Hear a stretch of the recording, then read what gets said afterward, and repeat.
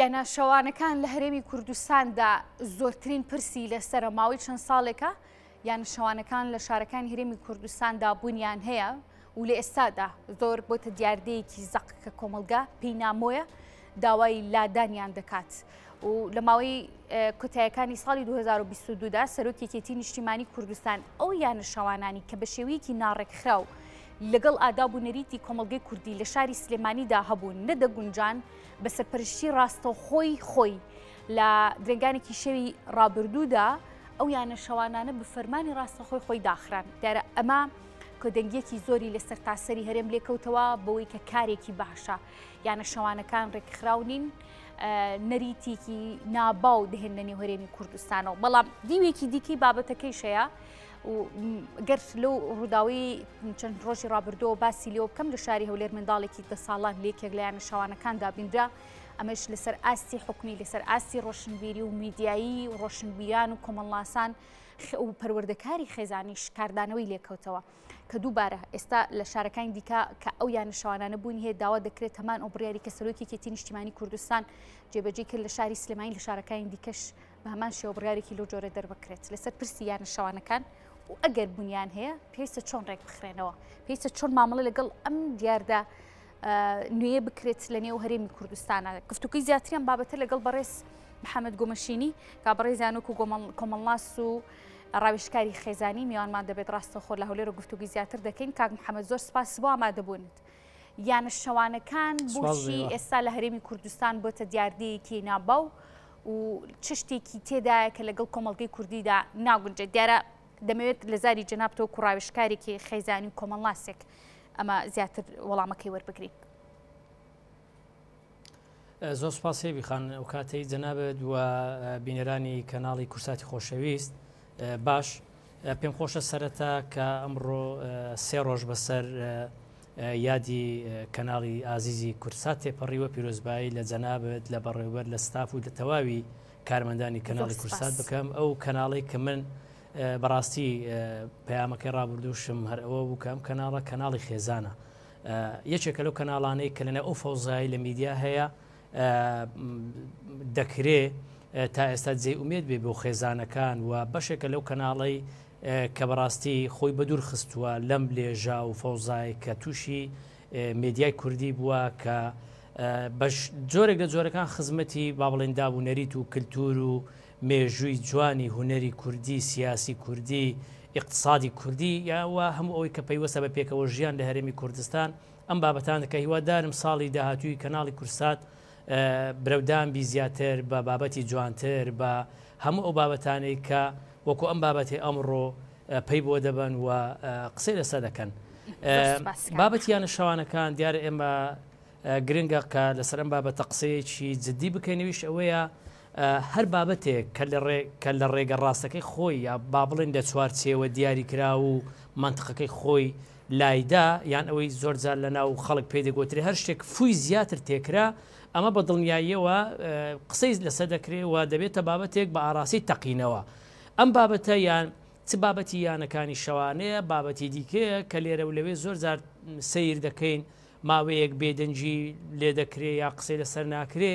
لەبەر ئەوە نەبووە ئەو بابەتە نەبووە لەبەر ئەوە نەبووە بابەتە لە ڕابردوو کاردانەوەی نەبووە لایانی ئیجابی یا سەلبی یان چی هەبووە بەڵام قسەکە ئەوەیە کاتێک تۆ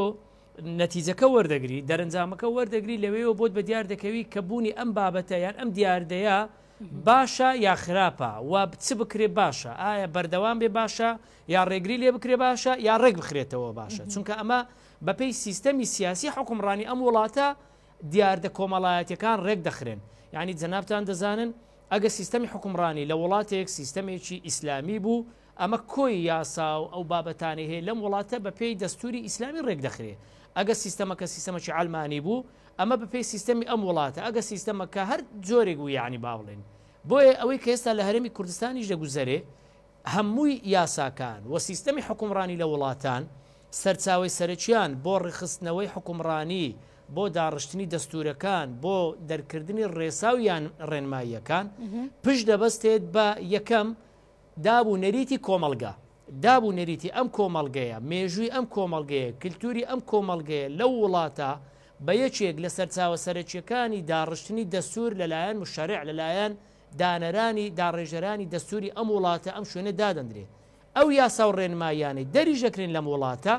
بە هیچ جۆرێک نابێ پێچەوانی ئەم دەستورە بێن کە لەم وڵاتە هەیە و نابێ پێچەوانی دابوو نەریتەکانی دابوو نەریتە کارپێکراوەکان یا دابوو نەریتە ڕێگە پێدراوەکان نەک ئەو دابوو نەریتانی کە زۆر جار یعنی با بڵێن کەڤەر کراون یا داپۆشراون بەشتی نەگونجاو ناوی لێندرایە دابوو نەریت نا ئەوانە دابوو نەریتە جوان و بەها کۆمەڵایەتە جوانەکانی ئەم کۆمەڵگەیە کۆمەڵگەی کوردستانی تەنها تعبیر نییە لە کورد ئەمە دەزانین هەرێمی کوردستان هەم بە پێی دەستوری عێراق هەم بە پێی با بڵێن واقعی هەرێمی کوردستان پێکاتی ئاینی نەتەوەیی کۆمەڵگەی جیاوازی تێدایە هەرێمی کوردستان تعبیرە لە وڵاتی پێکەوە ژیان لە فرە ڕەنجی چۆن باغ و بیستان و ژینگەی هەرێمی کوردستان و چیاکانی هەرێمی کوردستان ڕەنگا و ڕەنگە ئاواش هەرێمی کوردستان ڕەنگا و ڕەنگە بۆیە ئەمەی کە دەگوزەرێ لە یانە شاوانەکان ئەم بابەتە گەیشتە قۆناغێک کە ئیدی خەڵک لی بێزار بوو گەیشتە ئەوەی کە خەریک بوو لەو شوێنانەی کە وەکو یانەی شەوانە دیاری کراو بووە بۆ نمونە لە ژێر چاودێری دام و دەستگا تایبەتمەندەکان بووە گەیشتە ناوچە گەشتیاریەکان گەیشتە ناو کۆڵانەکان گەیشتە ناو بازارە گشتەکان یانە شەوانەکان بە دیاریکراوی گەر بەس لە ئەمە جێ پرسیارە ئەمە جێ پرسیارە بابەتی چاودێری یعنی پرسیارەکە ئەوەیە ئەمان یعنی لایانی پەیوەندیدار ئەمەی کە بۆ نمونە ئەگەر قایم قامیەتە ئەگەر دەستەی گەشت و گوزارە ئەگەر وەزارەتێکە ئەگەر شوێنێکە بابەتی چاودێریکردن و بەرپرسیارەتی چاودێریکردنی ئەم شوێنانە چۆن پێناسەکراوە لە یاساکە چۆن پێناسەکراوە لە ڕێنمایەکە چۆن پێناسەکراوە ئایا تەنها ئەوەیە کە ئەوان بۆ نمونە شوێنێک کەسێک دەوڵەمەندێک هۆتێلێک بزنزمانێک داوای مۆڵەتێک دەکا بۆ کردنەوەی یانەیەکی شەوانە و کاغەزێکی ئاوە پێشکەش دەکا و ئیتر ڕەزامەندی پێدەدەن هەندێک ئیجراعاتی ڕۆتینی هەیە بەرامبەری دەکەن ئیتر دوای ئەوەی شوێنەکە کراوە چێ دەچیتە ئەم شوێنە چی تێدا بەکاردێ چێ لەوێ میێوانە کارمەندەکانی چێنا ئەمە بۆ نمونە چۆن ڕێک دەخرێت بابەتی یانش کاک محەممەد بە دوواداچوونەکانی جەنابتان وەکو کۆمەڵ ناسێک و کوڕاوشکارێکی خێزانی لە نێو کۆمەڵگەدا لەوانەیە ئێوەمانان زیاتر لە کەسانی دیکە هاوڵاتی دیکەی نێو کۆمەڵگە بە دوواداچوون بۆ کەیسە جیاوازەکان بکەن دیاردە جیاوازەکان بکەن و زانیاری ورد بزانن ئەم یانە شەوانانەی لە هەرێمی کوردستان بە دیاریکاری لە شاری هەولێردا هەن لەلایەن کێوە بەڕێوە دەبرێن ئایا خەڵکی ناوخۆی هەرێمی کوردستانن ئەو کەسانی کە کاری تێدا دەکەن کێن ئەو کەسانی کە سەردانی دەکەن گەشتیارن ناوخۆی هەرێمی کوردستانن یان ئەو کەسانن کە وەکو پەنابەر لە نێو هەرێمی کوردستانە ماونێتەوە ناوڕاست و باشووری عێراق دەزانی هەرێمی کوردستان بۆتە لانکەی بەشێک لە گەشتیارانیش و پەنابەرانیش لە هەرێمی کوردستان داژین هێوی خان لە ڕابردوو کاتێک تۆ دەتگوت چایخانە یا دەتگوت ئەمە کافەیە یا دەتگوت ئەمە یانەی شەوانەیە یا دەتگوت ئەمە هۆتێلە یا دەتگوت ئەمە بابەتی فلانە هەمووی هەر شوێنە و دیار بوو یعنی ئەو خەڵکانەی حەزیان لە چایخانە بوو دەچون چایەکیان دەخواردو ئەوەی دەچوە قاوەخانە ئەوەی دەچوە کافتریا ئەوەی دەچوە یانە شەوانەکان باشتر بڵێم ئەهلی هەر یەک لەم شوێنانە دیار بوو یعنی ئالی هەر یەک لەم شوێنانە هیچی حەقی بەسەر هیچەوە نەبوو و لەوانەیە ژمارەی ئەو خەڵکانی دەچون هەر یەک لەم شوێنانە با بڵێم یعنی تەنها لە ڕووی پێکاتی کۆمەڵایەتیەوە ئەگەر جیاوازیان هەبی ئەگەر نا زۆر با بڵێن لە نێوان دووکانە زۆر بە مانتەقی یعنی خەڵک زۆر بە شێوەیەکی جیاواز دەچۆم شوێنانە کەس حەقی بەسەر هیچەوە نەبوو کێشە کۆمەڵایەتی دروست نەبوو بەو شێوەیە با بڵێن دیاردەینامە دروست نەبوو لەبەرەوەی هۆکار زۆر بوو کە بەشێکی لەم پرسیارانەی تۆدا بوو ئەویش چ بوو یەکەم کارمەندەکانی ئەم شوێنانە ڕەنگە بڵێم ڕێژەی 1970 بەسەرەوە خەڵکی ناوخۆی هەرێمی کوردستان بوون کارمەندەکە خاوەنەکە ئەوەی ئیدارە ئەم شوێنەی دەکرد دوو ئەم خەڵکانی دەچوون یعنی هیچ نەبووە هەستیان بە بەرپرسیارەتی دەکرد لەبەرەوەی بەشی زۆری ئەم خەڵکی دەچێت یەکتری دەناسی هێشتا هەرێمی کوردستان ئەم پەیوەندیە و ئەم دەرگەکرانەوەی کە ئێستا هەیەی هەم بەڕووی خەڵکانی بیانی هەم بەڕووی خەڵکانی ناوچەکانی دیکەی عێراق کە بەشێکیان بە واستەی گەشت و گوزار دێن ژمارەیەکیان بەهۆی ئاوارە بوونەوە هاتنە هەرێمی کوردستان کە ئەمەش خۆی قسەیەکە یعنی ئەمەی لە هەرێمی کوردستان دەگوزەرێ باوەڕکە هێوی خان لە هیچ شوێن و لە هیچ وڵاتێک ناگوزەرێ و ڕووی نەداوە یعنی نەبووە هاوڵاتیەک خێزانێک ئاوارە بێ بە ئاوارەی و پەناهندەیی بێتە بۆ نمونە شاری هەولێر یا بێتە شاری سلێمانی بە ماوەی 5 ساڵ ئەم هاوڵاتیە دەبێتە خاوەن گازینۆ دەبێتە خاوەن کافتریا دەبێتە خاوەن خان و دەبێتە خاوەن ئۆتۆمبیل دەبێتە خاوەن بزنس بەڵام هاوڵاتیەکی ڕاستەقینەی هەولێر سلێمانی دهۆک هەڵەبجا لەو ڕۆژەوەی ئەم ئاوارەیە هاتووە تا ئەمڕۆ هەر کرێچیە هەم دانەمەزرایە کوڕەکە هەر بێ ئیش و بێکارە کچەکەی هەر بێ ئیش و بێکارە ناتوانێت کارێک بدۆزێتەوە لەبەرەوەی یەکەم هەموو کارێک ناکە دووەم ئەو نرخانەی بۆ کرێکارێکی بیانی دەگونجێ کرێکارێکی ئاوارە بە $300 بە $200 ئامادەیە کار بکە ئامادەیە لە 8 کاتژمێر 10 کاتژمێر 12 کاتژمێر کار بکە ئەم پارەیە بۆ هاوڵاتیەکی ناوخۆی هەرێمی کوردستان بۆ کچ و کوڕێکی دەرچووی زانکۆی هەرێمی کوردستان بەشی هیچ ناکە بەشی هاتوچووی ناکە بۆیە ئەمە وای کردووە ئەمانە کاریگەریان لەسەر دەستی کار کردووە ئەم ناتەنزیمەی کە ئێستا هەیە لە بابەتی بە ناوی دەرگاکرانەوە و ئازادی لە کارکردن و هەرچی بێکار دەکا ئەمە وای کردووە هەلی کار بۆ گەنجی ناوەخۆ نەڕەخسێ ئەم پارەیە بەشی گەنجێک ناکەوەکو باسم کرد جا ئەمە جگەلەوەی تۆ سیرکە سەردانێکی ئەم یانانە بکە یان ئەو خەڵکانەی کە ئاشنان و شارەزایان هەیە ئەمە پرسیارمان لێ کردوونە بۆ نمونە یعنی ژمارەیەک ئافرەت بۆ نمونە بەکاردەهێنرێن لەم یانانە هیچی خەڵکی ئەم شارە نییە هیچی خەڵکی ئەم شاری دیکە نییە ئەم ئافرەتانە ئافرەتی وڵاتانی دەوروبەرن بەشێکیان و بەشێکیان بەشێک لە پارێزگاکانی دیکەی ناوەڕاست و خواروی عراقن یعنی ئەمانە یعنی بۆ ئەوەی بینەر کە ئێستا سێری ئەم بەرنامە دەکات چونکە خەڵکێکی جیاواز سێری بەرنامەکە دەکا خەڵکێک پێی وایە بۆ نمونە یعنی ئەمە جەنابیش لە بەسەرەتای بەرنامەکەت ئاماژەت پێ کرد لە کۆتایی ساڵی ڕابردوو بەڕێز کاک باڤڵ تاڵەبانی هەڵمەتێکی ڕاگەیاند بۆ داخستنی یانەکان لە شوێنێک لە سەرچنار لە شاری سلێمانی من سێری کاردانەوەکانم دەکرد هەموو ئەو هاوڵاتیانەی کە پابندن بە دابوونەریت و کۆمەڵگە و پاراستنی ئاسایشی خێزان ئەمەیان پێ هەنگاوێکی گرنگ بوو خەڵکێک هەبوو بەبێ ئەوەی خوێندنەوە بۆ بابەتەکە بکە یا چاوەڕێ بکە دەرەنجامەکەی چ دەبێ بۆ نمونە نووسیبیان ئەمە سلێمانی دەبێتە ئەفغانستان سلێمانی دەبێتە تۆرابۆرە سلێمانی دەبێتە دەوڵەتی ئیسلامی باشە بۆ ئەم بابەتە والێک بدرێتەوە بەڵام بۆ ئەم بابەتە والێک بدرێتەوە کە جارێت تۆ پەلەتە بزانی چ کراوە دەبڕۆ تۆ سیرکە شوێنێکی گەشتیاری وەکو سەرچنار کە خێزان پێی نەدەکرا بچێ ئافرەت پێی نەدەکرا بچێت چایەکی لێ بخواتەوە ئەم شوێنە جوان و گەشتیاریە ئێستا خێزانەکان یعنی ئەوەی ناوی لێنراوە ئاشبوونەوە بە خەڵکی سلێمانی بڕۆ ئێستا ئەم شوێنە یعنی من بۆ خۆم 10 ساڵە نەبینیوە شاری هەولێریش بەدی دەکرێت بینیمان لە ماوەی چەند ڕۆژی ڕابردوودا منداڵێک لە شەوانەکانی هەولێردا یعنی مامەڵەکردنی دایکان و باوکان بەرامبەر دیاردەیەکی لەم جۆرە حاڵەتێکی لەم جۆرە پێویستە چۆن بێ لەگەڵ منداڵەکانیانە ینی منداڵ لە تەنانەت لە تەواوی جیهانیشدا کە دنیایەکی کراوەیان هەیە منداڵ نابرێتە هەموو شوێنێک نەکا شوێنێکی وەها تەنانەت شاری یاریەکان لەوانەیە لە کاتی دیاری کراوە ببرێن من شتێکت پێ بڵم یعنی بۆ نمونە من شارەزای دهۆک نیم بەڵام لە سلێمانی هەولێر بۆ نمونە یعنی ئەمە بۆ نمونە لە هەولێر شوێن هەیە واللهی من بۆ نمونە پێم عیبە بە ئۆتۆمبیلەکەشم بێدا بڕۆم یعنی خەڵکی هەولێر خەڵکی ڕەسەنی هەولێر بۆ نمونە بە ئۆتۆمبیلەکەی لەم شوێنە ببیندرێ ئەوەی کە لە کوردی دەڵێن هێڵەکی سووری بە ژێرناوەکەیدا دەهێنرێ یعنی ئەمە کارەساتە خۆ ئەم شوێنانە بۆ وای لێبێ گەڕەکێکی گەورە بۆ نمونە شوێنێکی دیاری شار لە سلێمانی یا لە هەولێر یا لە شارێکی تکە وای لێبێ خەڵک نەتوانی بچێ یعنی مەحروم بێ لە بینین ئەمە جگەلەوەی تۆ هەر کفرە ئافرەت و خێزان و دایکت و کەس و کار و عائیلە دوبێ ئەم شوێنانە ئەم شوێنانە یعنی پێشتر وانە بوو پێشتر شوێنەکە داخراو بوو یعنی هاوڵاتێک دەچووە یانەیەک بۆ خۆی لەوێ چی دەکرد یا چی نەدەکرد یا هەم بە جۆرێک لە جۆرەکان لەژێر چاودێری دام و دەستگای ئیداری بووە هەم بە جۆرێکی شوێنێکی تایبەت بووە بەڵام ئێستا گەڕک هەیە خەڵک ناوێری بچی گەڕک یعنی گەڕک هەیە خەڵک بچی بە پیاسە ئۆتۆمبیلەکەت ئەگەر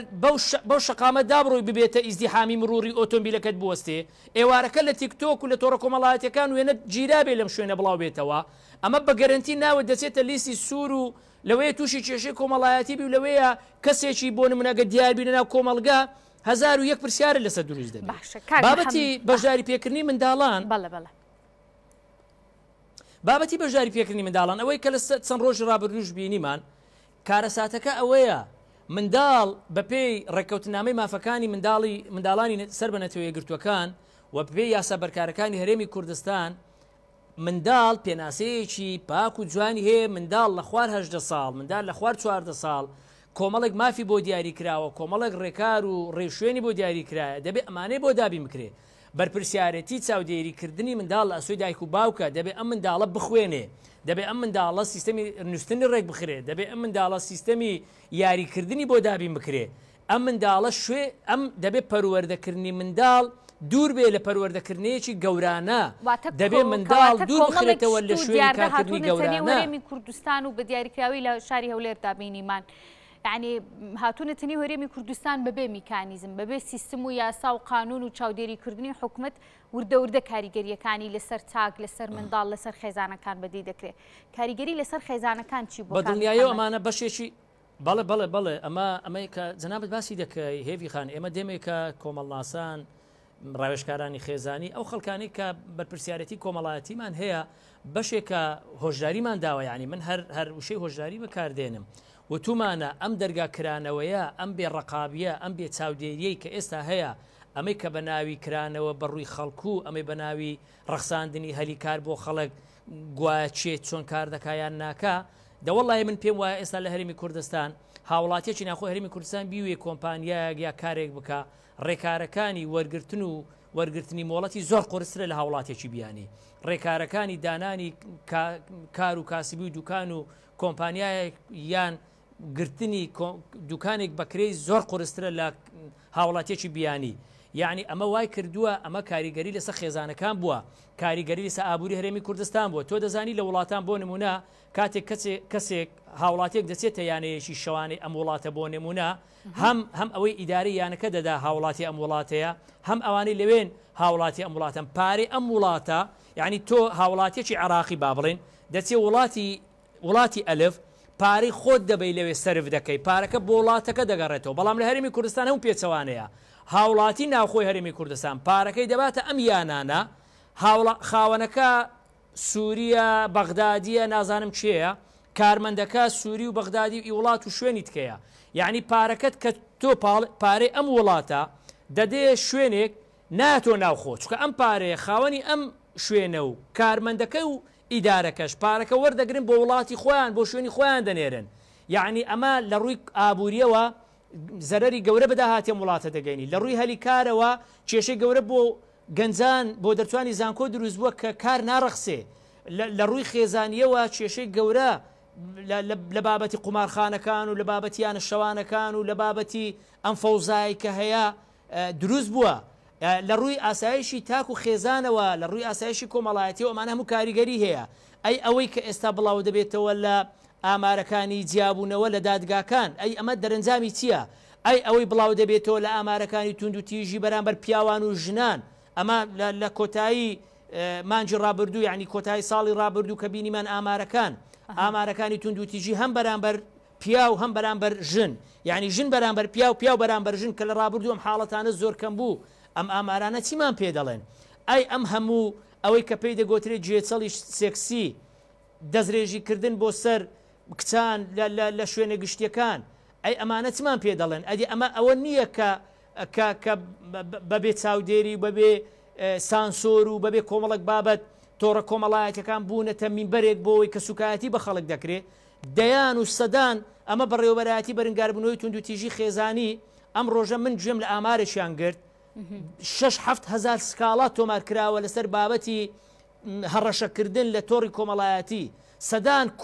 سەدان پیا خۆی کردوتە ئافرەت و سوکایەتی بە خەڵک دەکا و دواتر داوای پارە لە خەڵک دەکا سەدان کوڕ نامە بۆ کچان دەنێری و هەڕەشەیان لێ دەکا ئەخر ئەمانە ئەدی ئەمە چۆن دەبێت باشە ئێمە لە کۆمەڵگەیەک لە هەرێمی کوردستان کە ژمارەمان لە 4 میلیۆن بۆ 5 میلیۆنە ئەم هەموو ئاماری جیابوون و تەلاق و بە کێشە کۆمەڵایەتیە ئەی ئەگەر دانیشتوانمان وەکو سین و هند و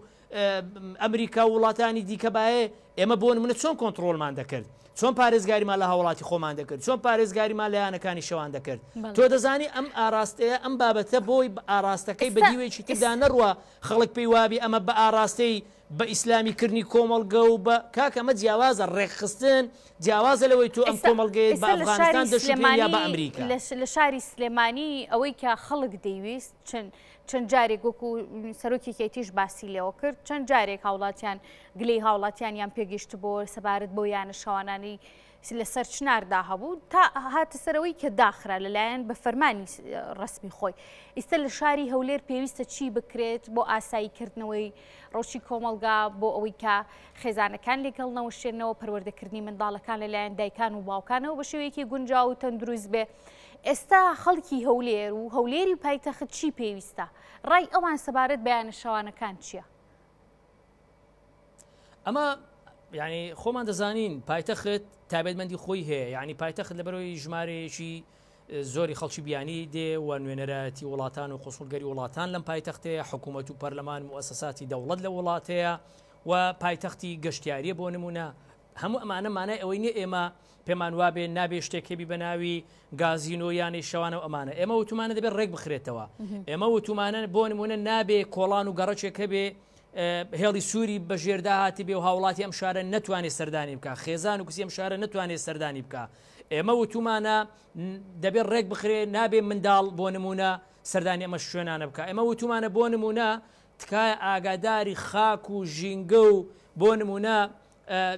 داهاتی ئەم وڵاتە و ئەم پایتەختە بن ناکرێ هەرچی مۆڵە هەرچی یانەی شەوانە هەرچی ئەرزی باشە هەرچی بزنزی باشە هەمووی خاوانەکەی خەڵکی بیانی بی لەم شارە یعنی وای لێبێ ساڵانی داهاتوو خەڵکی ئەم شارە هەمووی دەبێتە بێگانە دەبێت ئێمە هەموو گەنجی ئەم شارە خەڵکی ئەم شارە بچێت داواکاری بە زمانی تورکی و ئینگلیزی عەرەبی پێشکەش بە بەم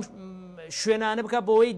کاری دەستکەوێ بۆ نمونە نابێ ئەمە یاسا هەیە لە وڵاتان تۆ لە هەر وڵاتێک من هاوڵاتێکی عراقی مەگە بمەوێ کاری وەبەرهێنان بکەم لە وڵاتێکی بیانی دەوڵەتەکە بۆی دیاری کردومە بەڕێنمایی کە سەتا چەندی بۆ وڵاتەکە دەبێ یا بۆم هەیە تا ئاسی سەتا چەند بۆ نمونە وەبەرهێنان بکەم وە پێویستە کارمەندەکانم ڕێژەی سەتا چەندیان کارمەندی ناوخۆبی سەتا چەندی کارمەندی بیانی بی دەبێ ئەمانە ڕێک بخرێتەوە ناکرێت تۆ بچێ کارگەیەک 50 فەرمانبەری هەبی 40 فەرمانبەری بیانی بی 10 فەرمانبەری ناوخۆبی کارگەیەکی دیکە 10 ئەندازیاری هەبی 8 ئەندازیار یان نەخۆشخانەیەک 10 دکتۆر بەڕێوەی ببە 8 دکتۆر بیانی بی دوی ناوخۆبی نەخێت دەبێ ئەمانە پێچەوانە بکرێنەوە ڕێک بخرێنەوە پایتەخت بی یا سلێمانی بی یا دەهۆک بێ دەبێ من ڕێک بخرێتەوە دەبێ من شوێنی منداڵان دەزانین یاریگای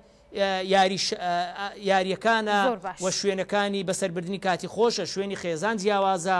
شوێنی ئەوەی کە پێی دەگوترێ یانەکان و گازینۆکان و کافتریاکان لەژێر چاودێری گەشت و گوزار و دەستگای ئەمنی و قایم قامێت بی بۆ ئەوەی میوانەکانیش کە بێن بە ئارامی هەست بکەن کە ئەم شوێنانە گونجاون زۆر باشە بەڕێز محەممەد گۆمەشینی کۆمەڵاس و ڕاوشکاری خێزانی زۆر سپاس بۆ ئامادەبوونیت.